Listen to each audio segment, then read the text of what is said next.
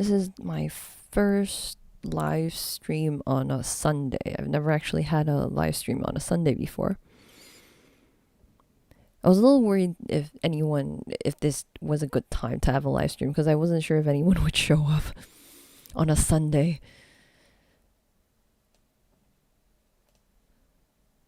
But let's see how many people we get today. But that's okay, because today's live stream is a redo on Friday's live stream, because I messed up at the end of Friday's live stream on the Ragdoll state. So I felt like I really wanted to do a redo of it and try to redeem myself. If anyone has watched the Friday's live stream, today's stream will be a bit repetitive, as I would be covering most of what I did on Friday just all over again. So you might want to watch tomorrow's live stream, which would start where I messed up, which would start at the Ragdoll state. So that's the goal of my breakpoint is.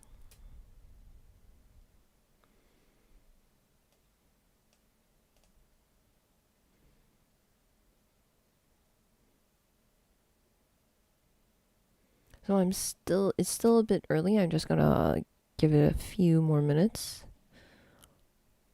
Organize some stuff.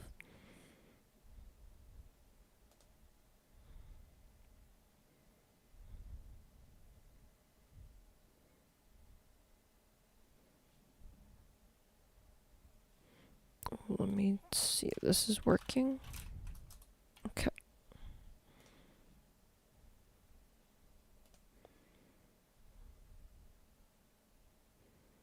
I'm gonna do one more sound check. Just 1 second.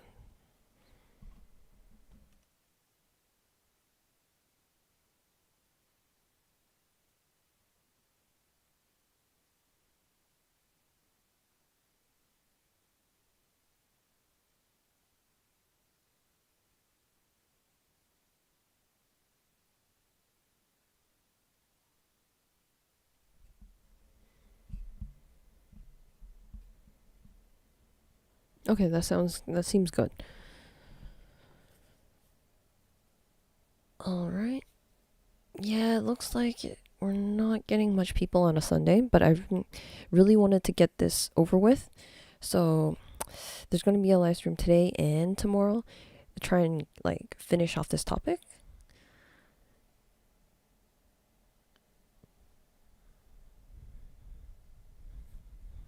It's okay.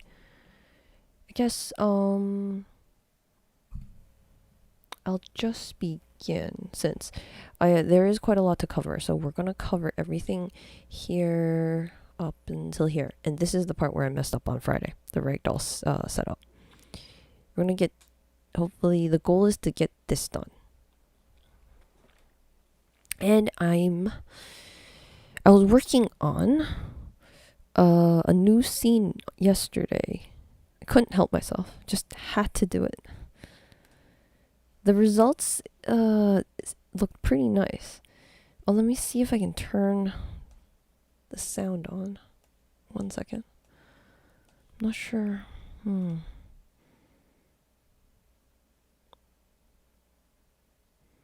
Audio. Oh, there it goes. Okay.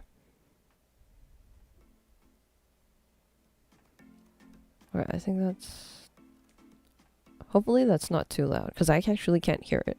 I can only see this sound bar moving up and down. That will be probably tomorrow's stream, if I can finish everything, or this is what you can do with the technique that I'm going to show you through this mini Crowd Simulations Kine FX mini series. So this little bug is rigged using Kine FX, and then I took the Kine FX rig, converted it into a crowd agent, and then threw it into the crowd simulation. So this is a promo video that I haven't teaser video. Yes, I haven't threw it out. It's not released yet. Hey Jojo. Hey, you actually so just case today's stuff will be a repeat of Friday's stuff. So just like I know you were there for the Friday's live stream, so it might be a little repetitive. You may want to watch tomorrow's live stream. Just a fair warning.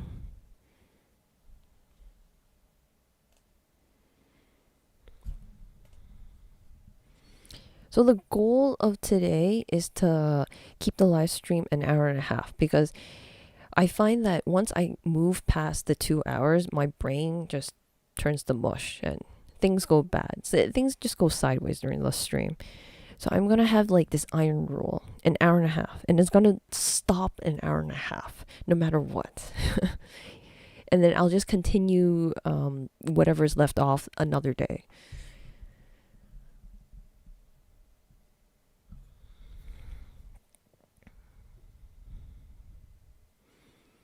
So it's not always easy.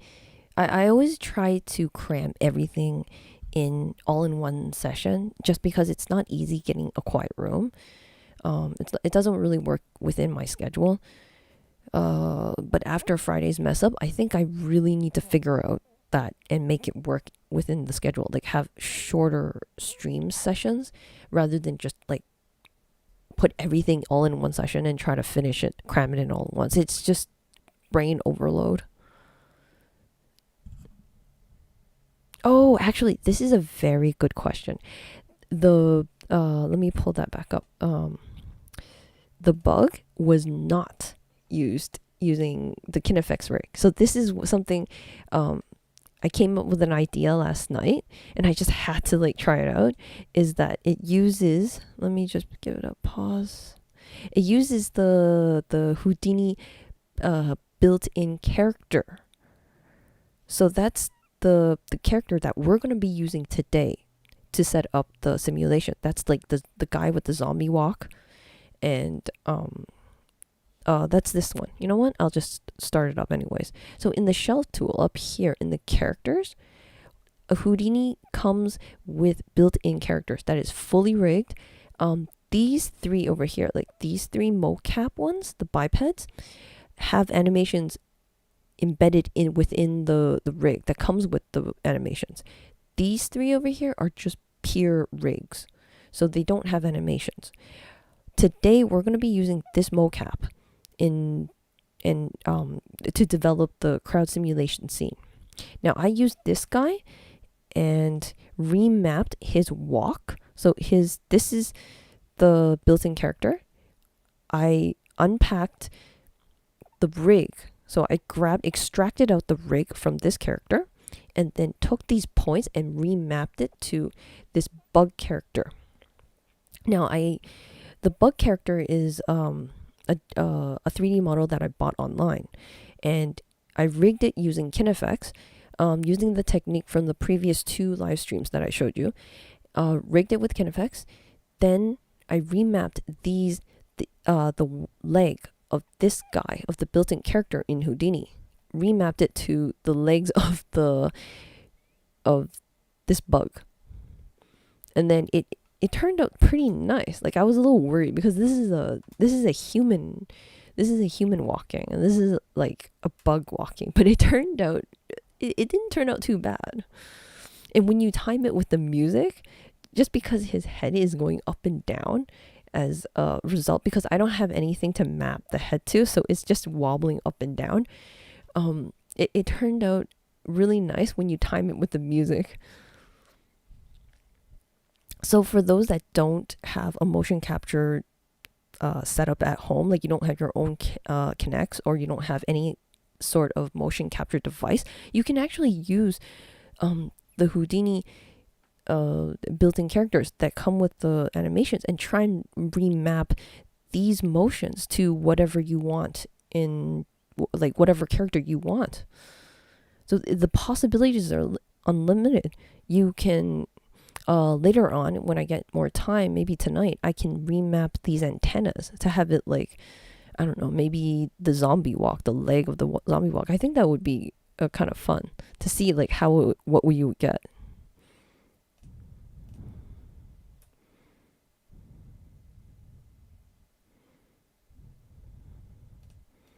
Yeah, that is true. I had the same problem. Like rigging was not, it wasn't easy before, and now that Houdini has Kine FX, it's like a whole new world. It's so nice because it's inside Houdini, so it makes everything seamless. You can move, use the Kine FX into like different kind of use cases. It doesn't have to just be rigging. It can be like what I'm doing here. It can be mocap to animation, or we can actually use this to drive a simulation. Who knows? We can emit particles from these points and reuse the velocity, or anything we want. Yes, it is. It's the exact same rigging process from the last two. Let me see if I can pull it up.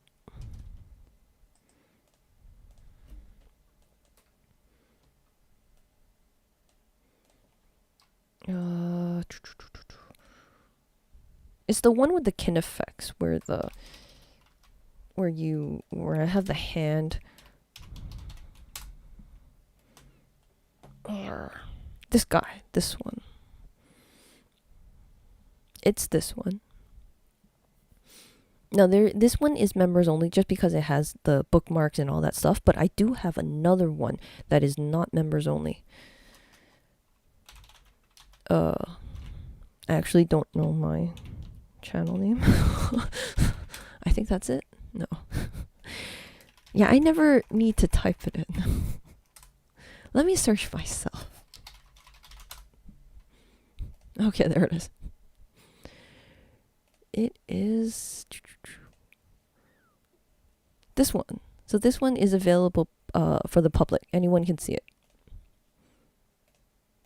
Commercial.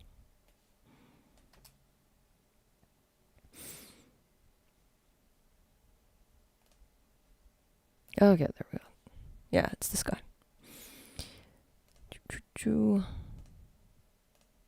So yeah, this is what I did at the beginning.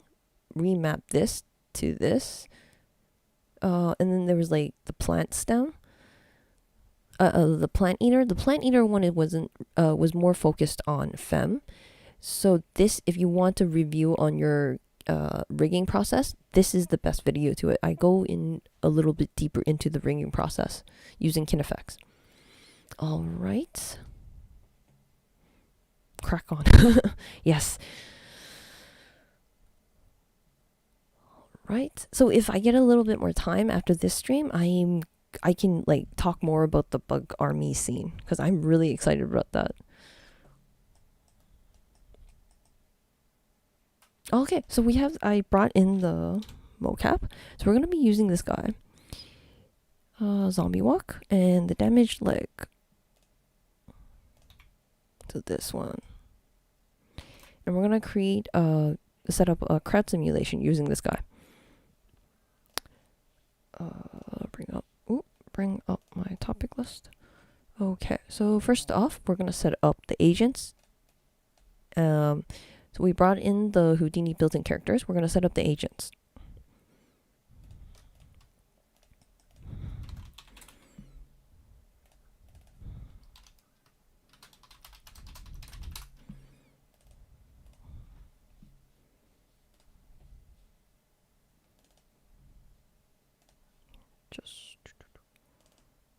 Okay.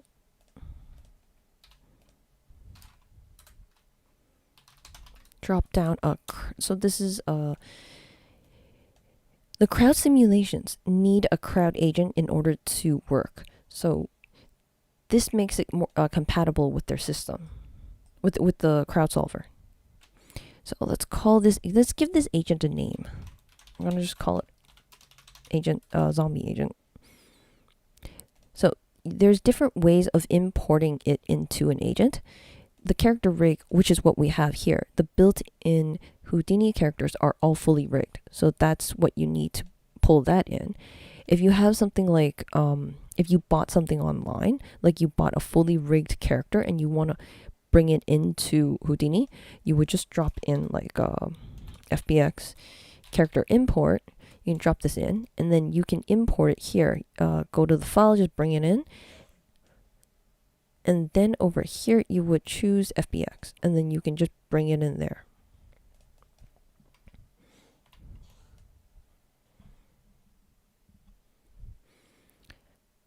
So let's see. So right now we have a character rig. So I'm just going to bring in the character rig. So this is the mocap. Oh, I should rename it. Zombie mocap. Let's go in here, zombie mocap. Now, this one has the walk. It's already importing the walk. Say I want to rename this clip name walk.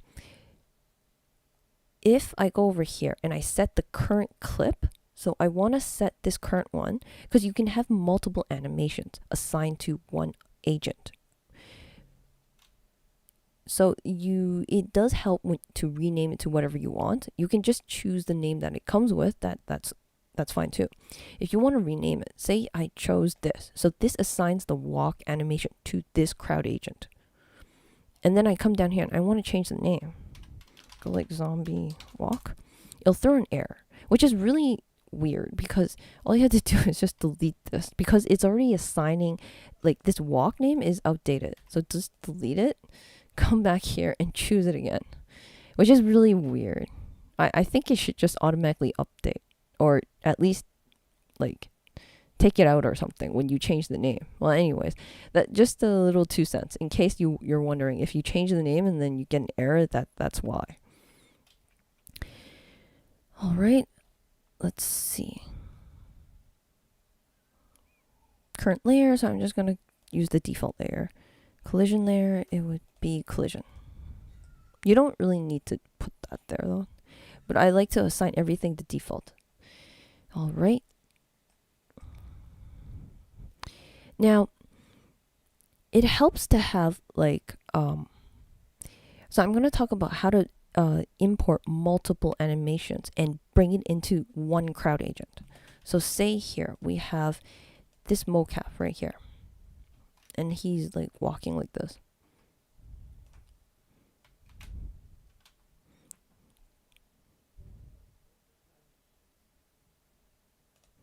Okay, so let's bring in one more. Now this guy, I'm gonna just give him a rest pose. He's not really gonna. Oh, actually, you know what? I will give him a different animation. I'll show you how to combine the animations into one crowd agent first, and then I'll change it back to a rest pose. So this is the run. Let's just give it run. I'll change the name a little later. So he's just running. Let's come here. Let's drop down another agent. So this guy is this one we don't really need to name. So I'm just going to bring it in because I'm going to change it back a little later. So this is run, current clip, run. All right. Now we want to combine. We want only one agent, but we want both of these animations. So let's put down an agent clip node. This will allow us to assign these two animations into this, combine the animations into one crowd agent. So this one we put in our agent, and this, let me do it the other way. This will work out a little nicer later on. So put this in here, put this in here. So this is taking a motion clip. So it gives us an error right away. Just because this isn't a motion clip. A motion clip, the animations, the actual animations of the character moving is actually in chops, in Houdini chops. They're actually like the skeletons. Here, let me just show it to you, and then I think it'd be easier to visualize. So what I'm trying to say is that you can't really combine agents together, and that's not really what we want either. this agent has an animation attached to it that I want to sort of extract out. I only want the animation from this agent. So what we can do is there's an agent unpack.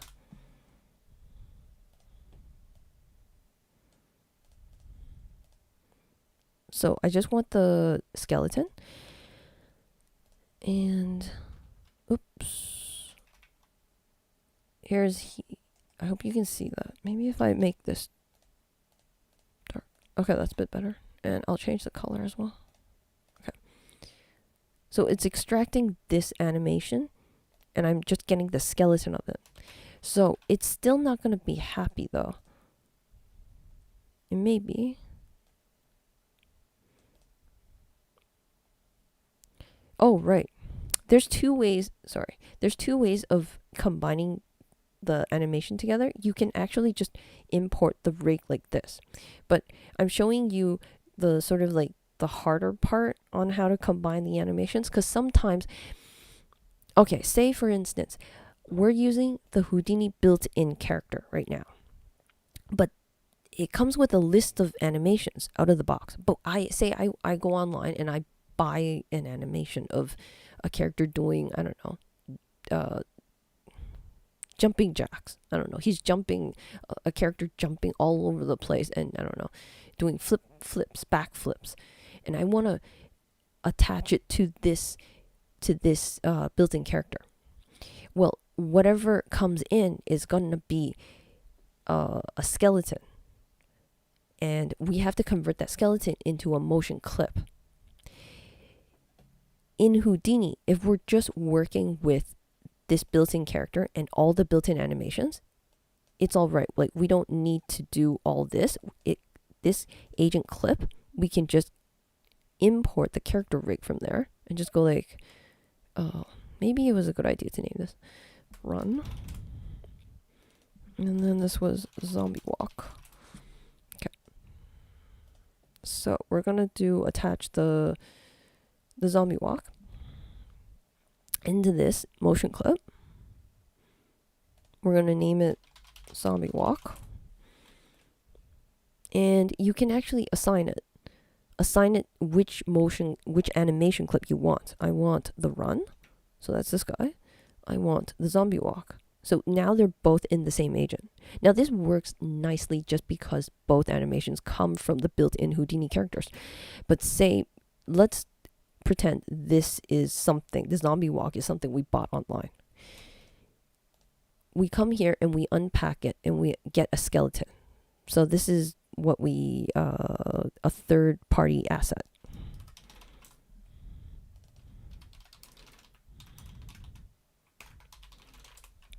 Third-party animation. And we want to bring him in. Well, I can't just like attach it here though. Because it's expecting a motion clip. Like you need to choose what you want. A motion clip, FBX, file, chop, whatever. You can choose an FBX. It's probably going to come in an FBX.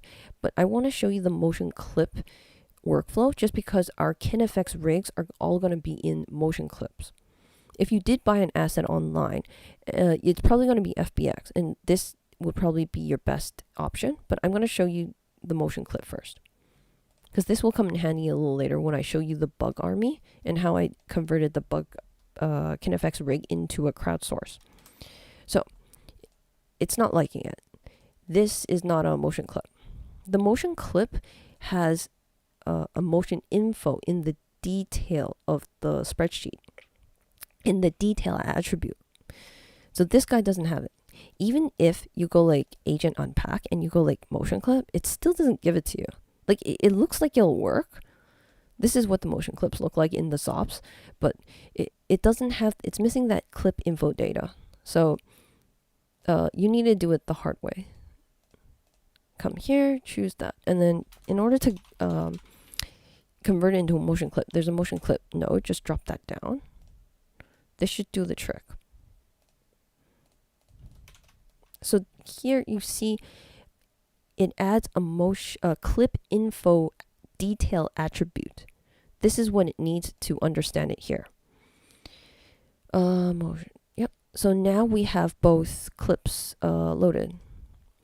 We have the walk, zombie walk, and we have the run. Cool. So there's my 2 cents. Later on, this workflow will come in handy because we're going to replace this with a Kine FX rig. Run here. So I want to replace the run. I don't really want it to run. I want this to be in a rest position because this is going to come in. This is going to come in just a second. You'll see in just a second why I need this in a rest position. Okay. And after you update that, you actually have to reload it. So it comes up. Now I have to update this name too. It's no longer run. So let's give it a new clip name. Let's go rest. Let's assign the clip rest. You actually don't need to assign it either because you can assign it over here. So this will override it. Rest. And walk. Cool. Now let's leave it at walk. Now, in order for Ragdolls to work inside the crowd simulations, we need to set up a collision layer for the crowd agent, and we need to set up the joints. So there's something in here called agent collision layer. Now I'm only going to show you like 1 or 2 bones on how to set this up. So this is just setting up the collision geometry, and it gives you a bunch of capsules. So it's nothing fancy. It's an approximate geometry representing your character. You don't have to be exact. So all of those that are the Perk 1 or Perk 1 and Perk 2 bubblepins members, you'll get the hit file, and I've already set up the collision layer and the joints for this built-in character. So all you have to do is just like copy the one that's already set up in my hit file and just copy it over to like Control-C and Control-V into your hit file, and so you don't have to redo it. It is quite tedious to set up the collision layers. I will show you how to set it up for a couple of bones. Now, however, if you have a new character, you will need to redo all the collision layer and the joints.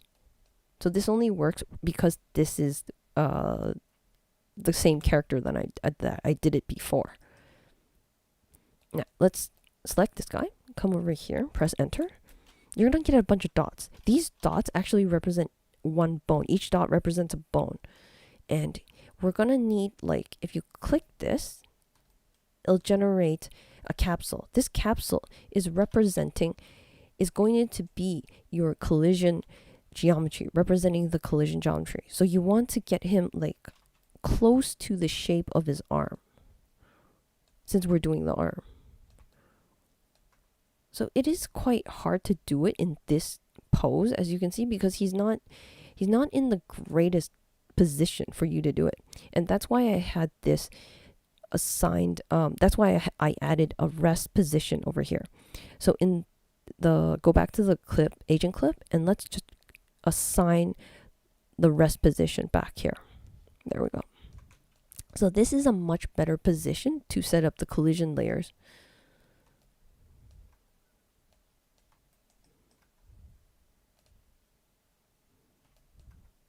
Just wiggle it or resize it as much as you can. It doesn't have to be exact. So you have to do this for every single bone. Now I'm not going to do it for every single bone in this live stream because I already did it ahead of time. So let me just delete this. I'm just going to copy over what I already had set up.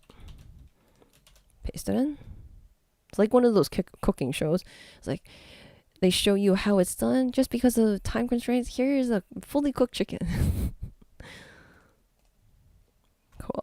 So this already has all the collision layers all set up. Next, I'm going to set up the joints.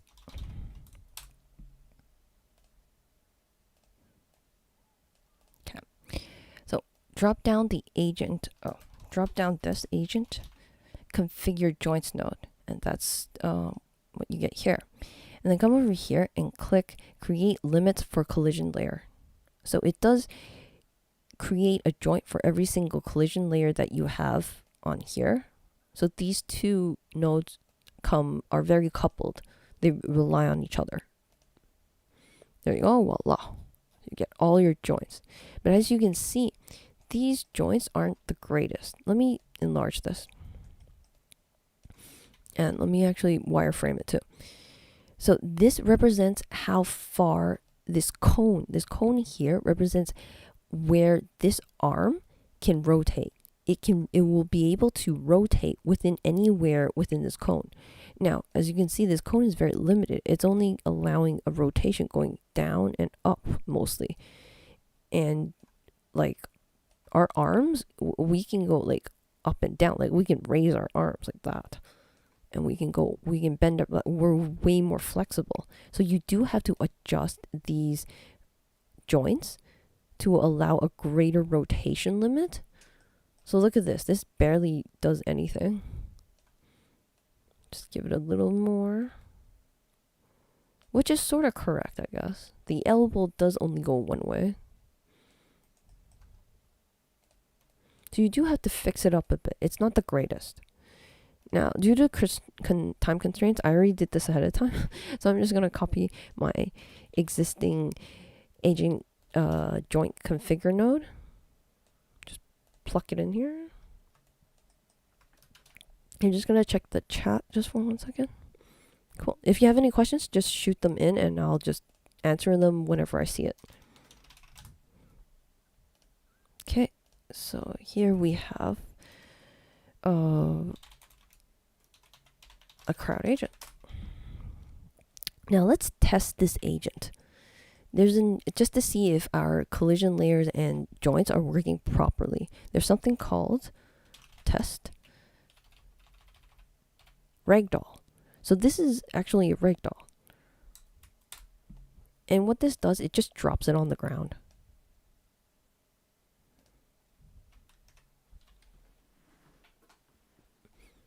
Now I'm just gonna split because this is just for testing. And then how do you test it is that you just play it. So this guy has a simulation within it, and it has a bullet solver and it has a crowd simulation, and allows you to do a simple test. As you can see, I'm gonna change the color so you can it's easier to visualize. Okay, so he's falling very unnatural. There's like this, there's stretching here. And if we put it into wireframe, you can see that this bone just breaks off.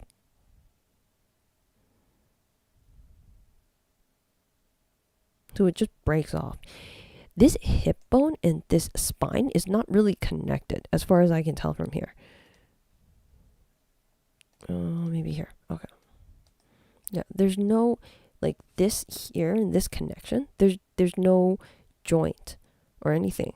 I believe these two bones are not even parented together, which is very common with rigs. Some people don't like to parent the hip bone to the spine. This allows a lot more flexibility for the feet to move around. So that's why that's breaking off.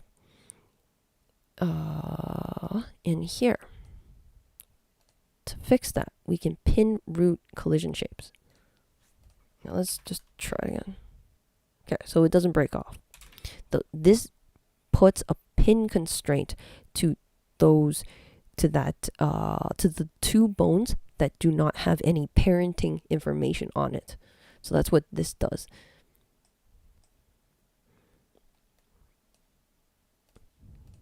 Oh, let me play it once like this.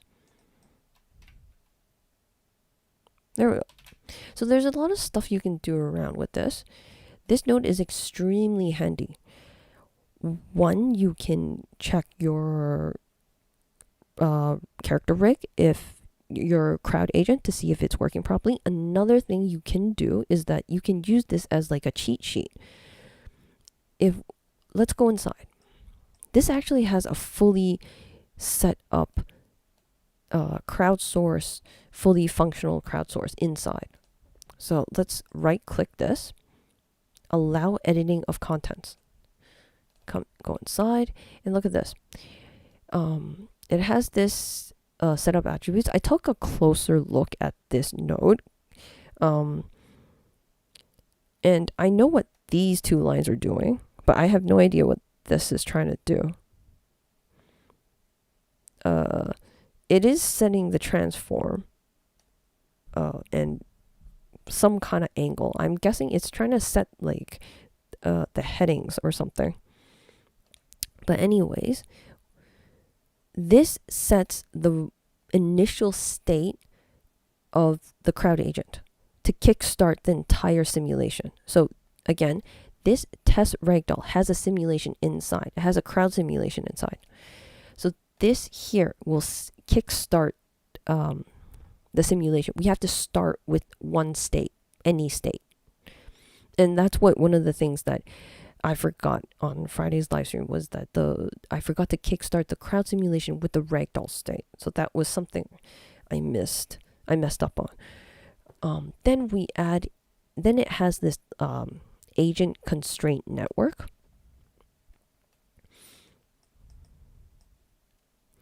Let's go here. Agent constraint network. So what this does, it creates constraints for all these bones, for all these bone joints. So you see that bone breaking off when we dropped it the first time, the hip bone and the spine, it broke off.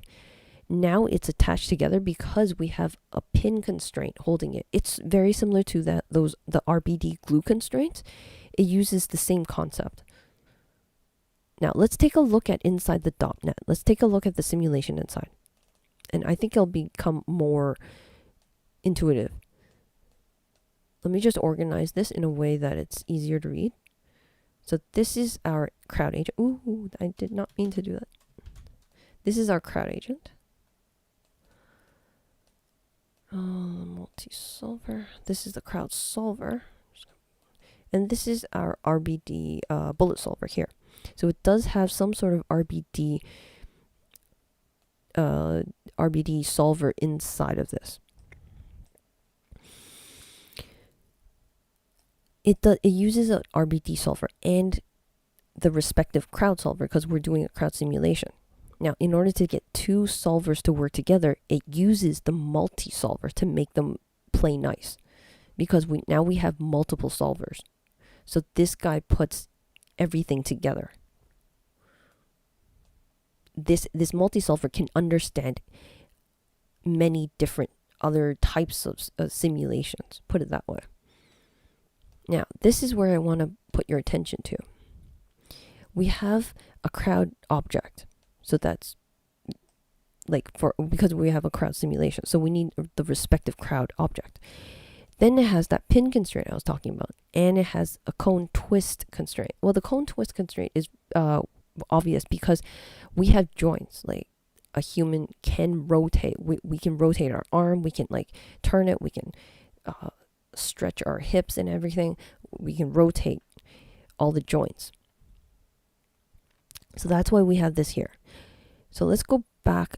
Hopefully this will look very similar to what you set up in RBD. So in an RBD simulation, you would have glue constraints if you want the building to hold together, some parts of the building to hold together and not break apart right away. We have glue constraints. This is almost the exact same setup, except that we have the constraint network here tied to the crowd object. In RBD, we usually have the constraint network over down here. Here. Let me just show you one more thing. Let me go all the way back up. Oh, sorry, over here. So this agent constraint network, it has two outputs. One is I'm trying to get the tooltip to come out. So this is the agent. The second one is the constraint. So let's take a look at the constraints. So in the spreadsheet,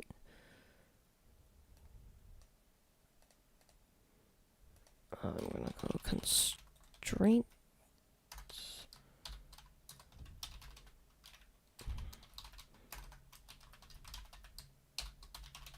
constraint name. This is what I want to show you. We have a bunch of cone twist constraints and pin constraints tied to the agent, and that is what makes that is what holds it together and break it apart, as we saw the first time when we played the test simulation. And these two names, these two constraint names, is what is being fed in here into this. This is the pin right here, and this is the cone twist all the way down here, cone twist. So we're gonna set this up in just a bit. So let me just move on. Okay, but this is like a really nice cheat sheet in case you ever get lost. You can use this and just dig in and just compare it to your setup to see, like to help you debug stuff. Okay, let me move on. Let me just check the chat. Any questions? Please Shift S at the... Oh, a little late for that. Shift S. Does that make it organized? The Shift S. Let me see. Oh. I actually never used that. Cool. Okay. Well, let's keep it like Shift S. That's cool.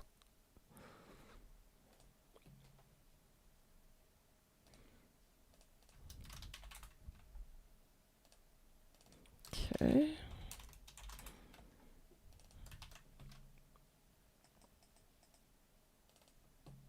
Yeah. Yeah. Let's do this. Let's bring in our agent. So let's object merge because we need our agent. Let me go back and get it. Do we need this guy? Here. Into this object. So we have our agent.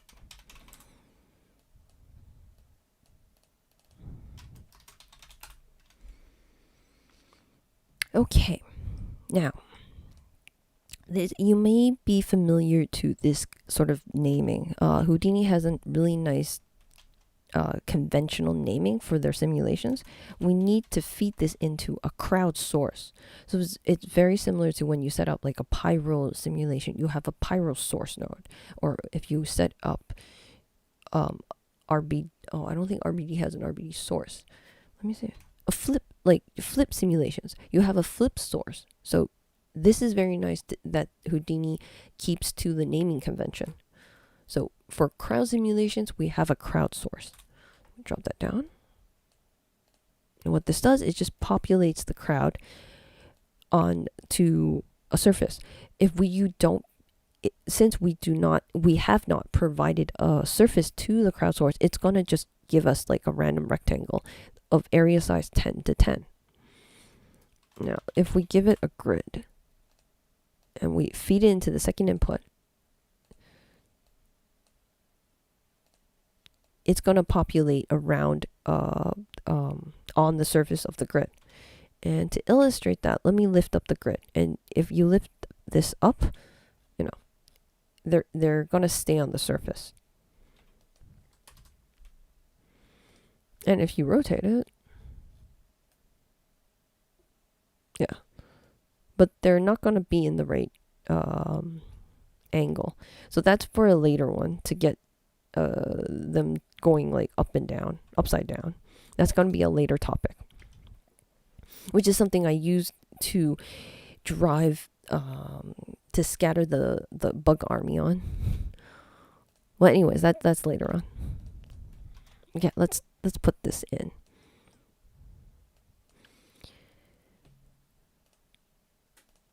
So we have here, okay, crowdsource. So I do have, if you've seen one of the teaser videos I did before, I had them all chase a ball that's located in the middle of the grid. So I want them all to be positioned in like, on the edges of the grid. So due to time constraints, I did that ahead of time. So let's just take this grid out. Bring in my own grid. This is nothing special. It's just, let me get more real estate. So this is, Shift S. This is just a grid. and then larger grid, just making it larger, and then I have an even larger grid. So what I'm doing, let me template this. So I'm just going to punch a hole into here. It's a boolean. Here, punch a hole there. And I'm going to feed this into the crowdsource input. So they're going to scatter around on the edges of this. All around. And later on, I'm going to have a red ball for them to chase around. Now, what you can also do, you can actually do a scatter node and control it even more. So this is 1,000 points. We don't want that much. It's going to kill my computer. So let's just stick with 20. I think that's good. Okay, I'm just going to leave it like that. Now, they're all facing, like, oh, one thing. I forgot to switch the animation. Let me go back. Agent here. So I had, in this agent clip, I had assigned it to a rest position just to make it easier to set up the collision layer. Now we don't really need that right now. So let's choose the zombie walk. Let's go back. And that change will trickle down all the way to the crowdsource. So they're all in the zombie walk right now. If I play it, they're just going to walk in place. Just because this is a crowdsource, it's just populating, choosing where to populate it. It's not telling it where to go. It's not telling it where to run around. So that's the crowdsource. We need a Dopnet for that. Now, I want to fix the way that they're facing, the direction that they're facing. They're all facing this way. So I want them to face the middle, which is where I'm going to put a red ball. Now, there's this crowdsource. If you come over here, it does have a heading, but no matter like what I do to this, they don't change. This doesn't update. For some reason, this doesn't change the heading of each crowdsource. And if you look in the spreadsheet into the points, and I'm going to choose heading, this doesn't update either. This attribute is not, this parameter is not updating this attribute. Even if you go to randomize and you come here and you go randomize heading, it doesn't seem to work for me. I don't know. Maybe it's just my computer. But anyways, what you can do here is I'm going to put down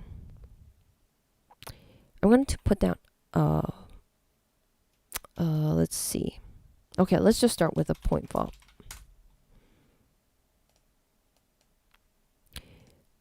Now, it's not anything special I'm going to do. Just something really simple. Every position. So, every agent here. Let's go back here. Every agent here. Oops.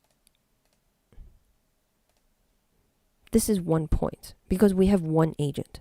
So, this is something I really want you to understand. Each agent, all the agent information is packed into 1 point. It's packed data. If we come here and we go unpack, we're going to get a lot of points. That's because, but this is no longer, I don't think you can use this into the crowd agent, into the crowd solver, because you're unpacking everything.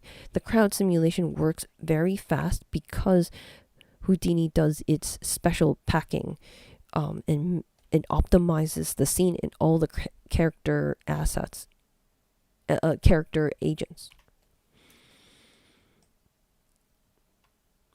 So, it packs all the data. So the point was that this, we have 20 points because we have 20 agents. Each agent here assign, what we want to do is overwrite the heading.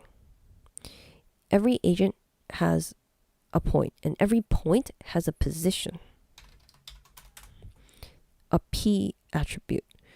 This P attribute is a vector because it's the position, and positions are vectors.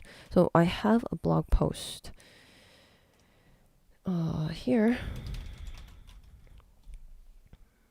Just gonna, which explains a little more in more detail.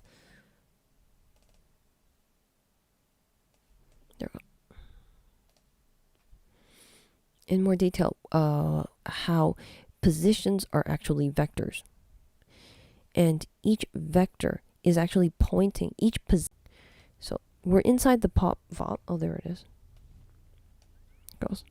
So this is a 2D representation of the position vector. This is the position where it's x is 1 and y is 2, and z is just 0 because it's flat.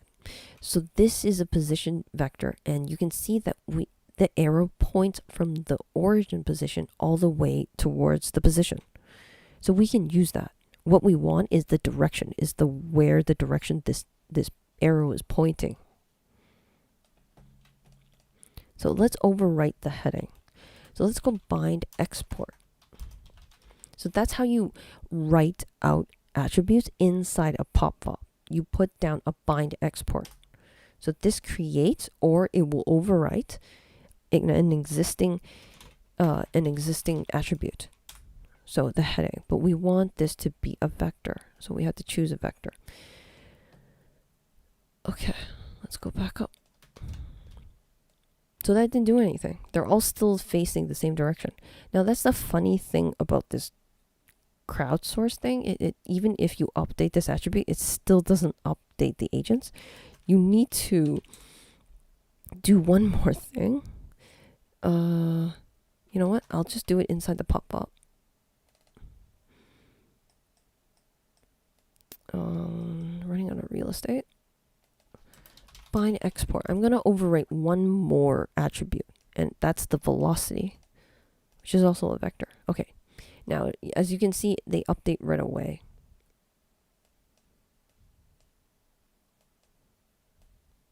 They update right away. They're all facing away from the middle. I want them to face the middle, the origin. So hopefully that did not happen.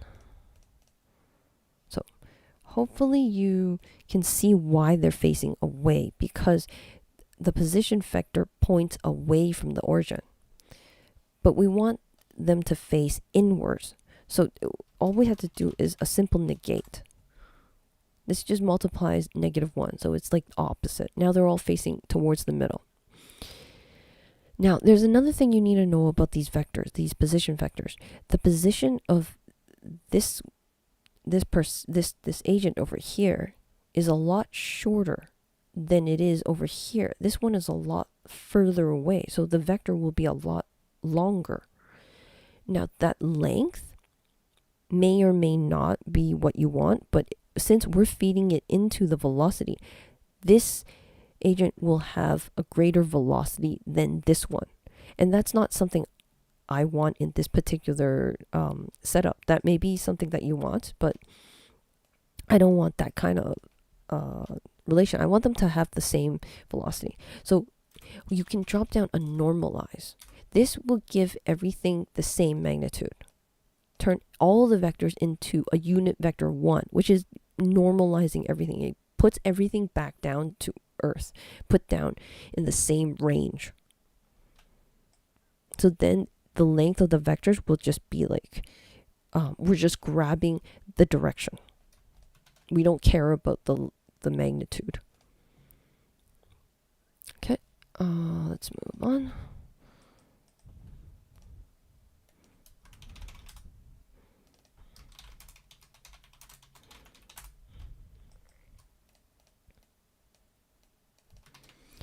Okay, let's drop down a .net.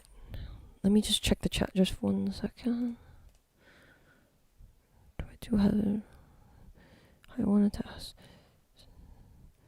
I did study it by myself, but I did like, in my earlier days, I learned a lot from like online sources.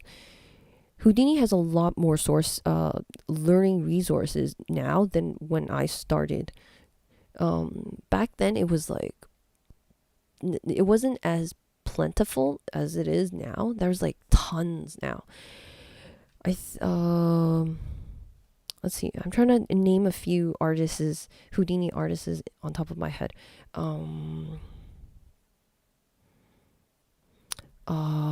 Ronan, I think. I don't know if people have heard. It's just because he's doing a lot of UI stuff with Houdini right now. And that's the first name that comes to my mind. Oh, good. Okay, here. So I saw a lot of his.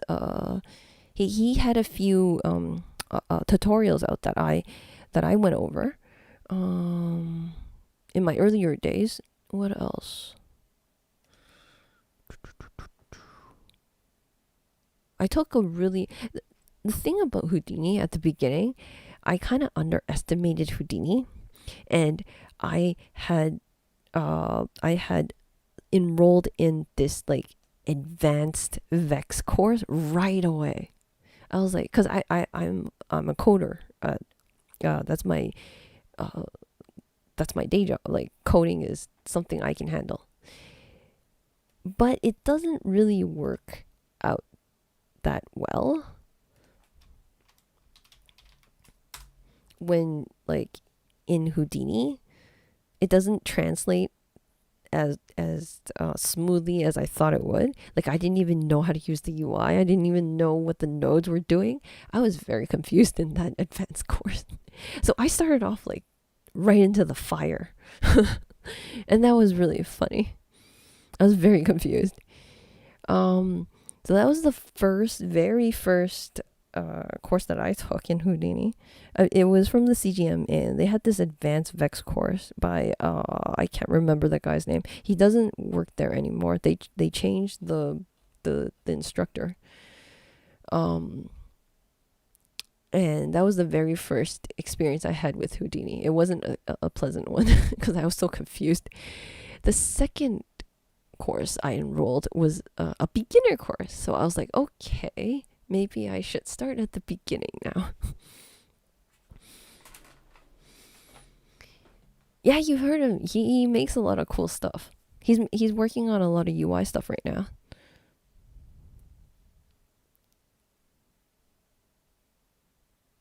I'm not sure what that means. I'm not sure what this means. So yeah, and then I started off with the beginner course, and that was a lot better. The beginner course. Yeah, I don't remember who taught that. But anyways, so my Houdini, but that was over the years, and then I kind of stopped it, and then I kind of picked it up a little like on and off. So I had like this random journey in Houdini. It wasn't until lately, the past couple of years, that I really wanted to focus on it, and I'm like, okay, I'm just gonna do this. I'm just gonna sit down and learn it and learn it and learn it. And then that's one of the reasons why I have so many different topics on my channel. That's like flip, pyro, and everything, because I wanted to visit every single as much as I could. Okay, there's my 2 cents. Let's go back to the Dopnet. We're low on time. So every crowd source needs a crowd solver. Let's put this in. Now we need a crowd object. For crowds, you also have a crowd state. And as I learned the hard way, you have to kickstart the state too. You have to specify which state that you want the crowd simulation to begin with. So more into that in just a bit. I'm just gonna like hook everything up first. So let's hook up our crowd source. Copy this, come to the crowd object, let's input it in, and voila, here they come. Now for the crowd state, this will be the state that we have for the animations. So that's where the naming comes in here. Now, we named this zombie walk. This is going to be related to the crowd state. So let's go back. This. Let's just put it into the node name. And then let's just play it. Okay. So this in here, this crowd state, it has the crowd state parameter, it has a $OS. This is a Houdini expression which says grab the name of the node. So this is very convenient. It allows you to grab this right away. So if you have everything named the way you want it, all you had to do is just rename the node. I find it much easier to read that way. And for the crowd states, they have set initial clip name. This will kickstart the simulation in this state, which is where I messed up on for the Ragdolls, because I wanted the crowd simulation to begin in the Ragdoll state. But Ragdolls are different. You cannot change, it doesn't have a set initial clip name. So if we have crowd state and we drop it in and I go Ragdoll, okay, and there's only one input too, and we want to put two of these, so you just put down and merge. Okay, Ragdoll.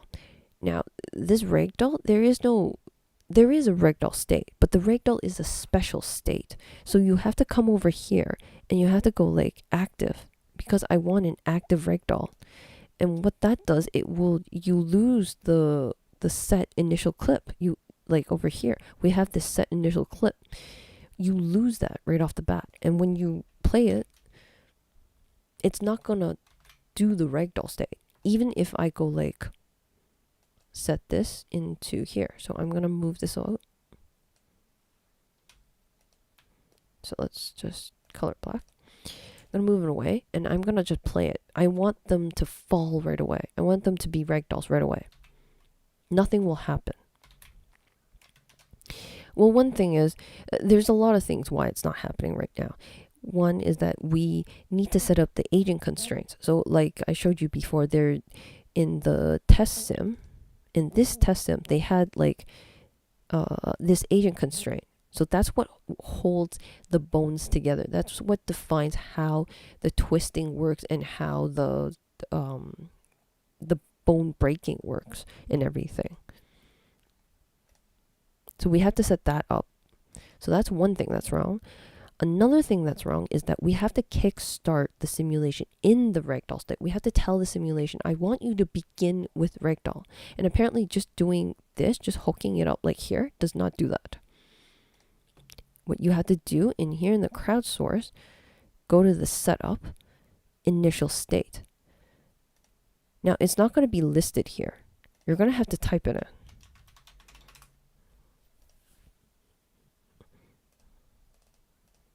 You play it. I don't think anything is going to happen because we don't have the agent constraints either. We have to set that all up, and we also need. Let's go back here. This test sim. We also have a bullet solver, so it needs a bullet solver as well.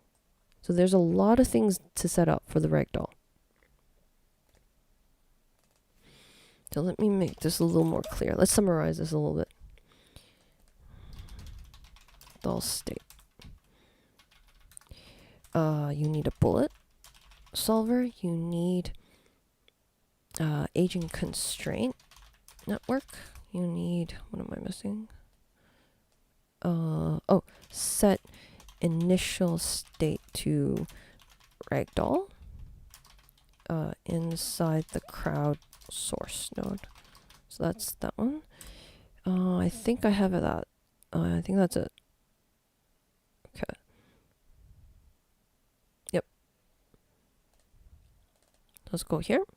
Okay, let's begin with the agent constraints. Let's do that first.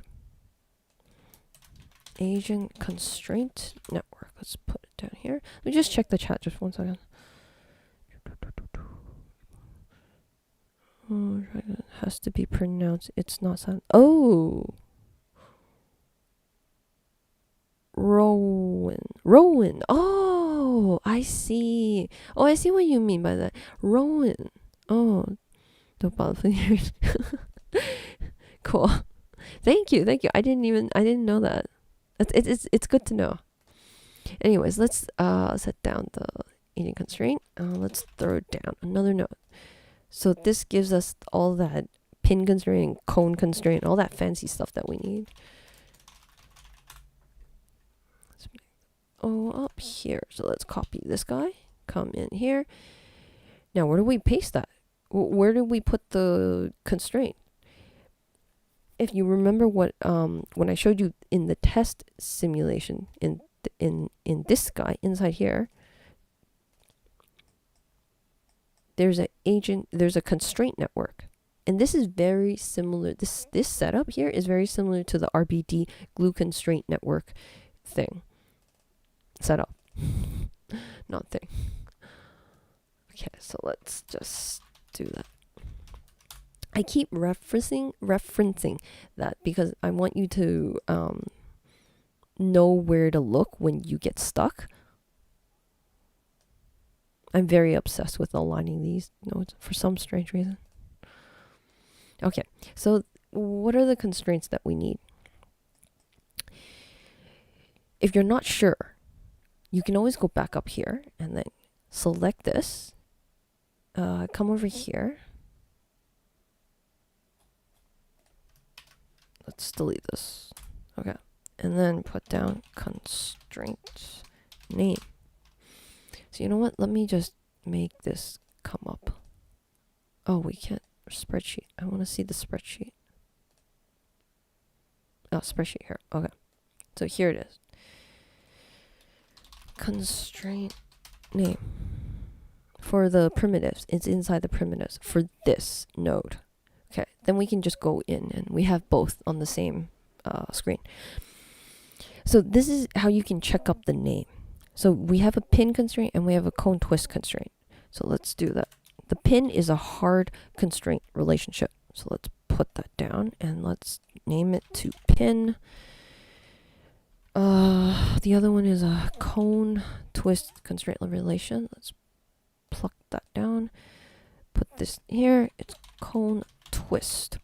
Now we have to hook them both in here. So let's put down a merge. Here. Okay. Now we still need to hook this SOP nodes in. So let's copy this. That goes in here into the constraint network. So it's asking for a SOP. SOP here. Okay. So there you go. We have this big ball of mess. The reason why it looks a little better in this guy, like here, it looks a little better, is because inside the test ragdoll, this is the test ragdoll node here. In here, you scroll up for the cone twist constraint, the guides. You can see that they have a guide size of 0.1. It comes default like this. So this is what we get right when we drop down the cone twist constraint. And it also has different colors set up for the rotation cones. You can just copy this node because they already have it the colorized very nicely. You can just copy this node and paste it into your own setup. Or I'm not going to bother. I mean, I'm not going to bother with the coloring because that's just preference. But that's why I just wanted to point that out. That's why it looks like a ball of mess. It looks like a fur ball right now. Let's go here and let's just change this to 0.1. So this looks a bit better. I mean, it's still a ball of mess. They have better color setup. You can do like red or whatever they had. And then the pin constraint here, let's do, yeah, I think this is okay because there's only one. It's like in there or something. So let's just leave that there. Okay, so we have the agent constraint set up. Now we need a bullet solver. So let's put that down. A multi-solver. Because we already have a crowd solver here, we need the multi-solver to make sense of two different solvers. And this goes to the second input. It doesn't go into the first input. The first input says objects to be processed. And this is the object. This is the constraint network applied to this crowd object. After you apply the constraint networks to the crowd object, it's still a crowd object. Like here, it's still a crowd object. So you need to plug it in here now. Oh, and unplug this. All the objects has to go through this multi-solver. So this multi-solver acts as like a middleman in the middle. And everything has to go through him. You can't bypass this multi-solver and just put objects right directly into the solver itself now. This is like a middle management. You have to go through this guy. So let's drop down the bullet solver. And all the solvers can go into here. So this bar here, you see this bar? It allows multiple inputs. You can shove in all the solvers you want in here. Okay, now let's just play it.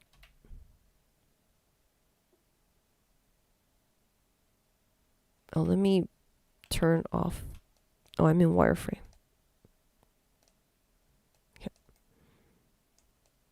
Hopefully you can see them sort of falling. Oh. It is a little funny, one, because I don't have gravity. Okay. And now they just fall. Because before, when I didn't have gravity, they're flying off like in space. Another thing is that let's give it a ground.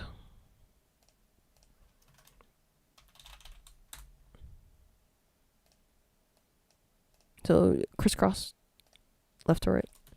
You can actually do some sort of fancy relationship here, but I'm not going to touch that. Just make sure it goes left to right. So let's let them drop. There we go, the Ragdolls. Now, there's that stretching we get. Oh, we're getting right there. If you come over to the constraint network, highlight this. Sorry, not that.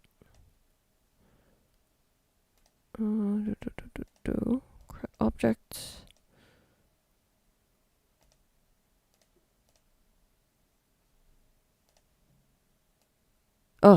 Constraint network here. Sorry. Into the agent constraint network node, we need to pin the root collision shapes. So let's replay that one more time. And then we fix the stretching. Stretching's all gone, so they're falling down. So that's the ragdoll state. All right, so I'm gonna stop it here, just because that's where this is the point where I was at on Friday, and that's where I started messing up. So I'm gonna continue this stream tomorrow, and we're gonna start off exactly at this position, at this spot. So this is saved. So any questions or anything? I actually have a bit of time. I can talk about the bug. I really, really like the bug. It's not finished yet, though. I can show you what I have so far. Do you have any questions? Just throw them in. I'm almost about to close off the stream. Just because bad things happen after when I reach 2 hours. So I'm trying to aim for an hour and a half. Hopefully in the future, when I get better at this and I can squeeze more streams into my schedule, I can do more streams, but shorter. I think that would be nice. It would be nice for me. I don't know. Tell me what you prefer.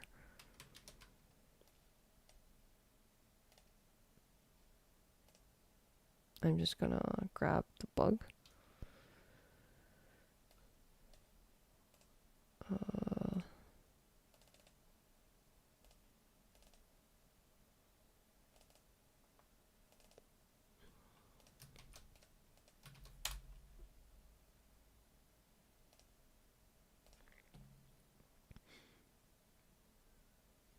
Just loading.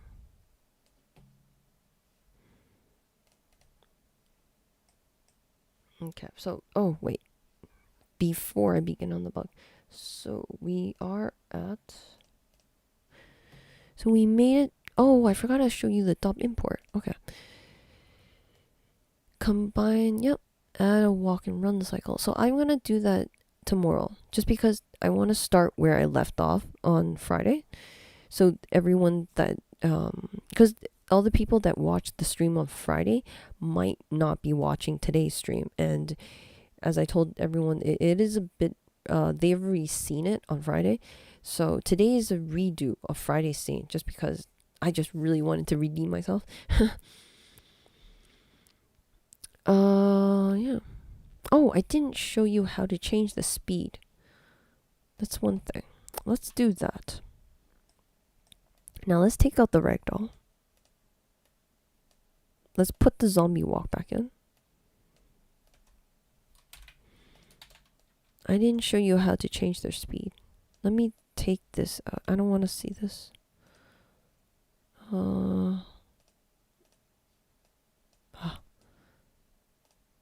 Show. Okay, there we go. I don't want to see that. Okay, now I have the zombie walk plugged in.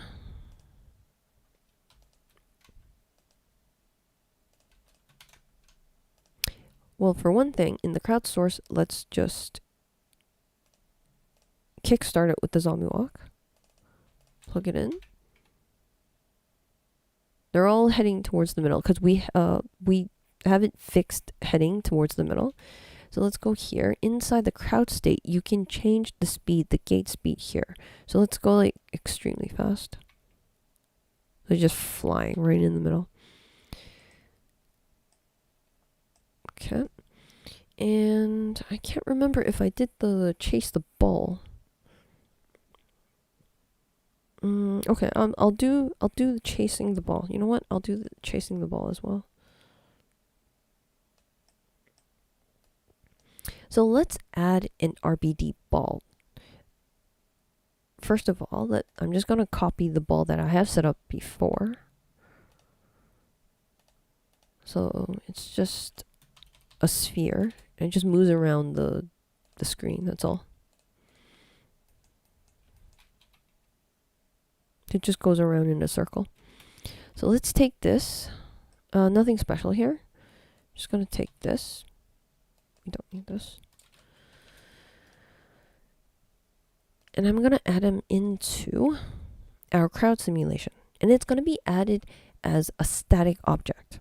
Later on, we're gonna change that into a RBD object. But for now, no collisions, just a simple rundown of the crowd's simulation.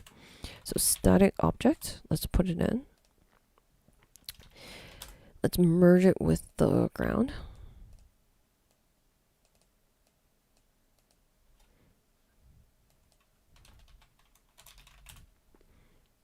Salt path, this, and deforming geometry because it's animated. By checking this, it will tell Houdini that I want to update this static object every single frame. So we put it in. Cool. So it's just going to go around. Now they're not following this red ball yet. That's because we need to add in inside this crowd, between the crowd state and the crowd solver. We want this walk animation to follow the ball. So the thing about crowd simulations. Now, as I said before, every crowd agent is a particle, is a dot, is 1 point. Because it's a particle, all the pop nodes and all the pop functionalities are compatible with the crowd solvers. So we can use the pop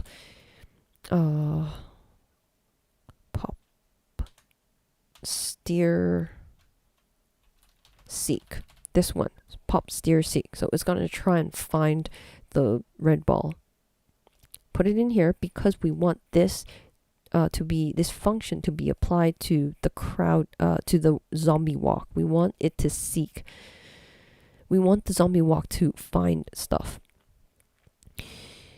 So in the output attribute here, in the pop force, choose crowd's steer force, position, and we want surface positions. It will give us a SOP path. You can just put this guy in. This one, which is the SOP path of the red ball. Okay, I'll zoom out. Zoom out. Okay.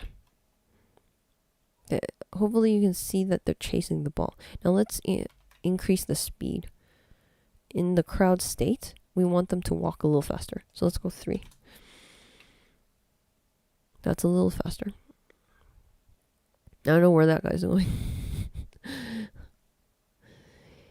Now you start to get like agents, outlier agents that they're not following this. It's because the force is not. Remember, these are all particles.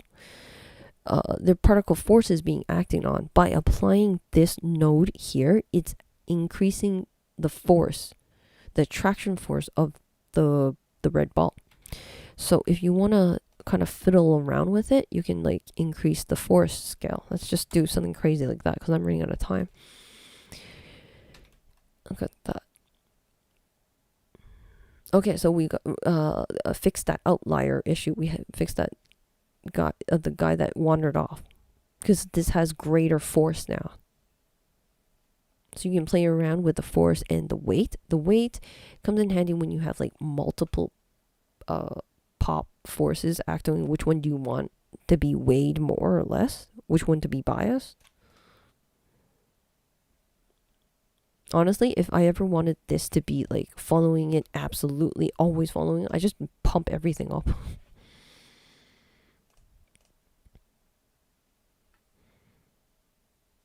Yep, I'm going to carry on the tomorrow's stream. Yep. Same time tomorrow, 2 o'clock. Duration of the stream, but maybe can vote up. Post of voting in the community members. Yeah, I should do that. I should get a poll, get a poll going on. Do you have any particular plan for the future? I do. The bug one. So there's a couple, but I have a lot of stuff in the back burner that I have to cover.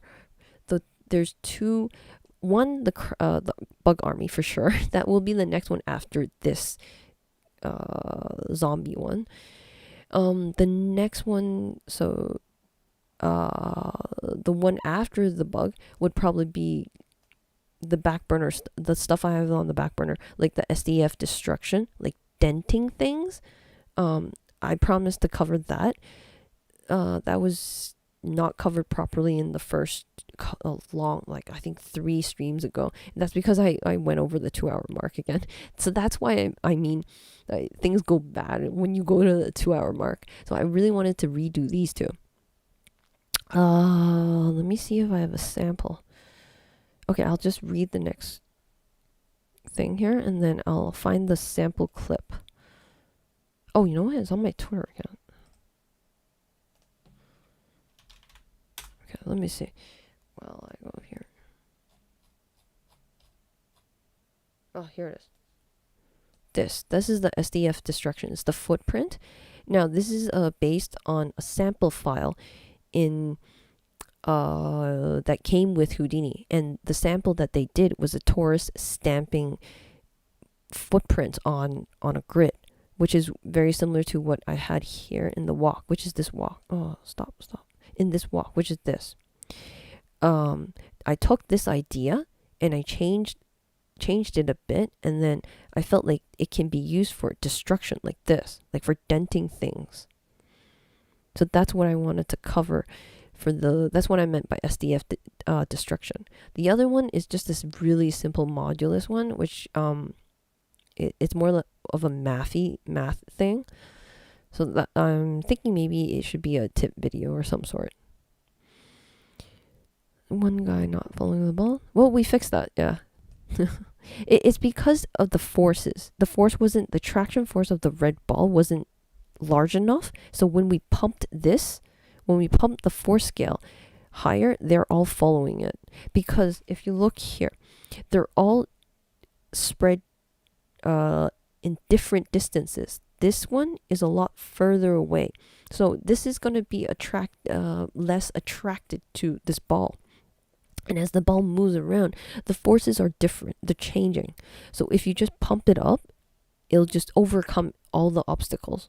It'll overcome all the other forces. So if I turn this down back to 10, I think it will go and wander off again. Oh yeah, this one just start walking and somewhere random.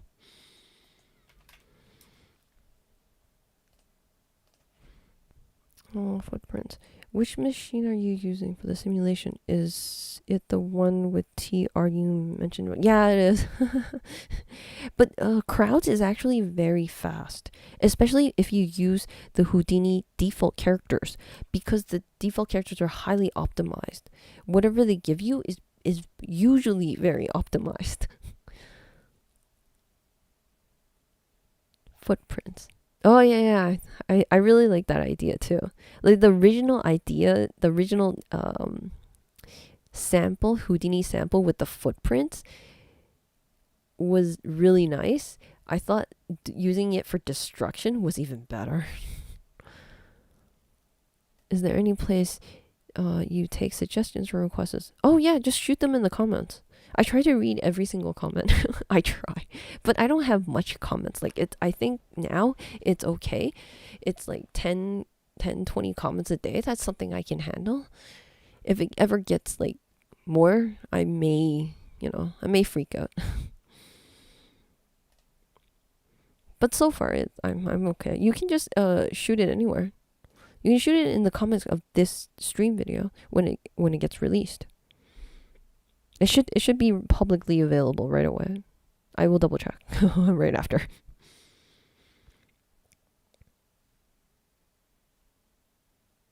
Cool. So yeah, I think I'll just end it off right here.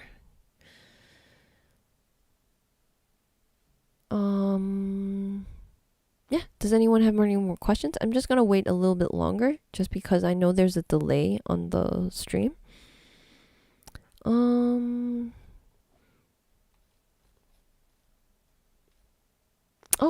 I should mention one more thing though. Something always keeps clicking in my head. I did make a page for new members just in case, like, someone mentioned that I have a lot of content because the bubblepins has grown over time, so there's a lot of content and it is quite overwhelming for people new to this membership. I have created this membership guide. I haven't announced this URL in any grand thing yet because it's still in the works, but I'll paste it into this link in case you want to check it out. What it is, it just provides a very simple guide if you're really new. Where to start, like where do you start with all the videos that I have? Like, for someone completely new to Houdini, you don't even know, should I start with flip, RBD? Is vellum too hard for me? Like, where do you want to start? I would suggest just pick a topic, but how do you even pick a topic?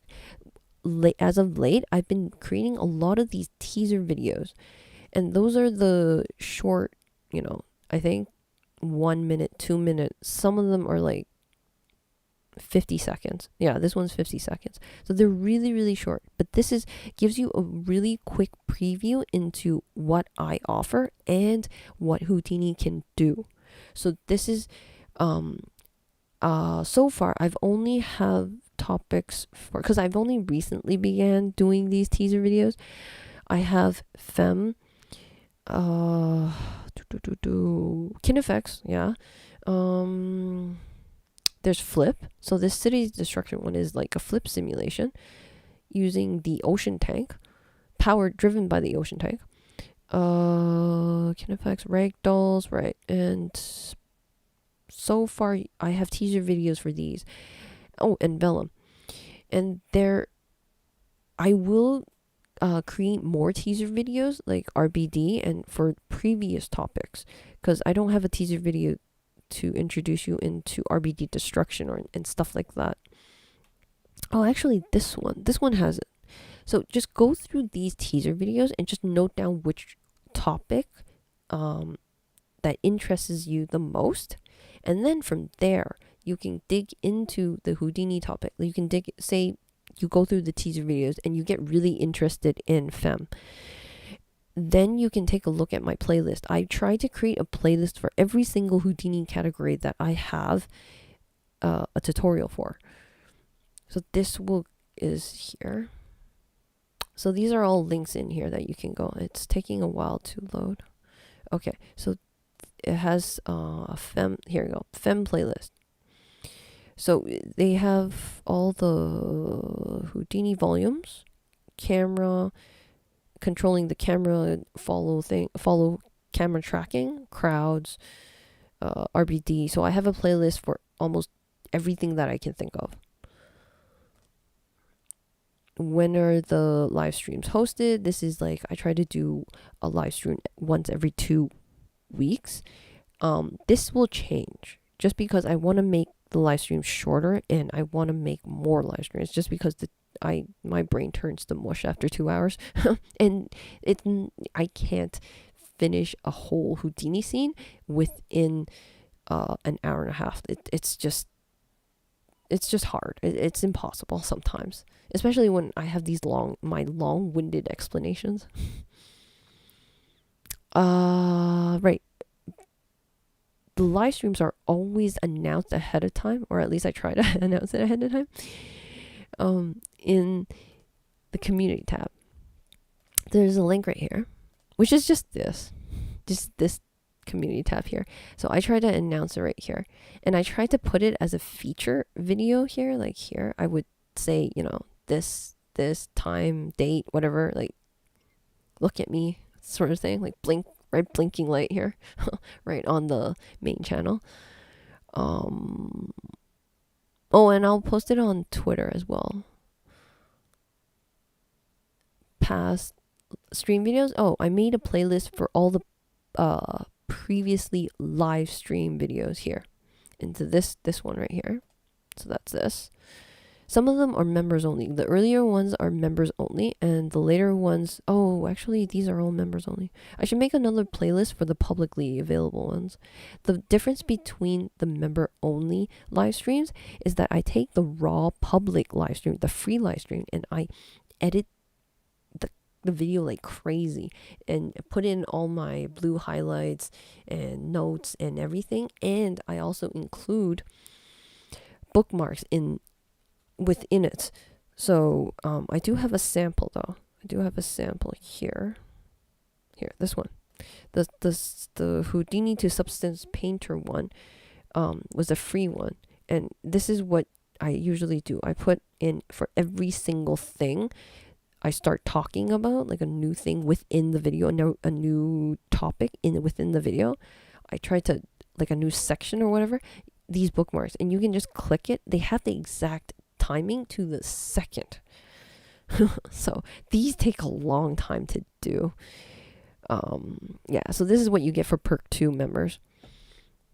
It's a lot of work. So that's why it's only available for Perk 2. Perk 1 will give you the HIP files, the HDA files, and any digital assets that I'm allowed to share. Sometimes I buy the assets and then I can't share them. But I try to share as much as I can.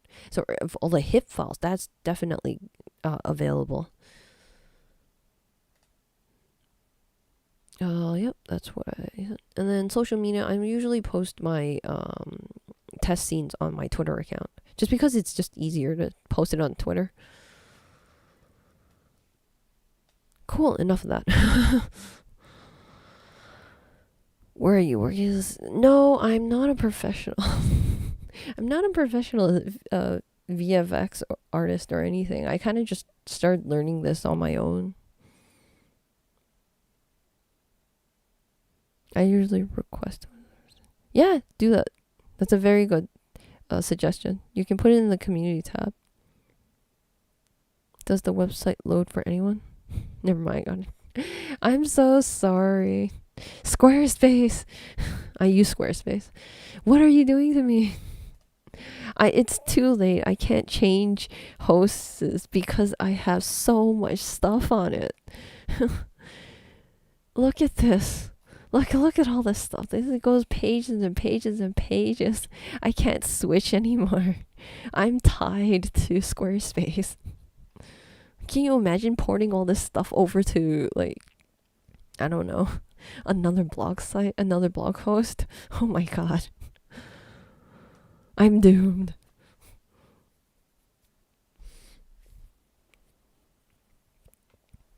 Cool. If anyone doesn't have any more questions, I'm just gonna end it off.